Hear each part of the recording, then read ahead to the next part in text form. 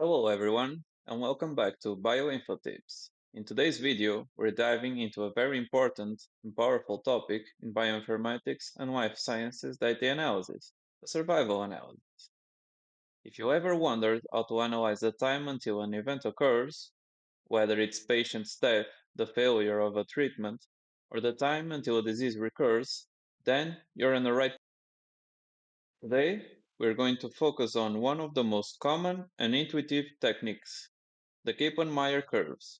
We'll learn how to implement them in Python and see some practical applications in medical and biological contexts.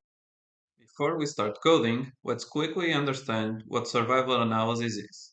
Essentially, it deals with the time until an event of interest happens.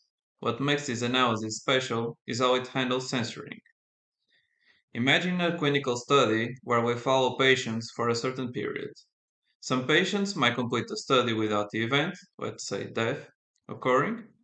For these patients, we don't know exactly when the event would have happened, only that it didn't during the study period. This information is valuable and we call it censoring. Survival analysis, unlike other statistical analysis, takes this information into account. Kaplan-Meier curves are a non-parametric way to estimate the survival function over time. They show us the probability of an individual surviving beyond a certain point in time. To illustrate, let's use a simple dataset.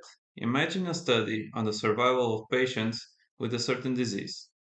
Our dataset might have columns like time, the follow-up time in days, months, etc.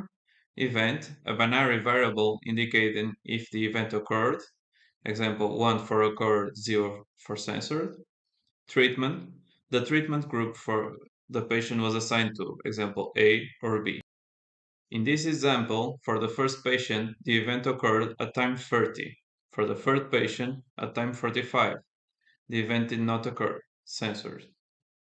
Now let's go to the practical part. We'll use the Lifelines library in Python, which is excellent for survival analysis.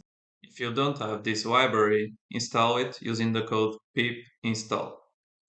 Now let's initialize the Kaplan-Meier filter and fit the model to our data. Now let's plot the survival curve for all patients. This is the survival curve for our entire group.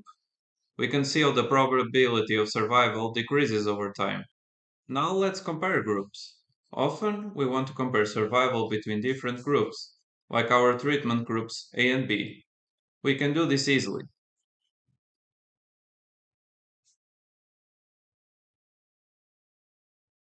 Now we have two curves, one for each treatment, allowing us to visually compare the survival between the groups. And that's it for today. We've seen how to perform basic survival analysis with Kaplan-Meier curves using Python. I hope this tutorial has been helpful for you to understand how to apply this powerful technique to your own medical or biological data. If you enjoyed this video, don't forget to like, share and subscribe to the Bioinfo Tips channel for more bioinformatics and software tutorials for science. Let me know in the comments if you have any questions or suggestions for future videos. Thanks for watching and see you next time.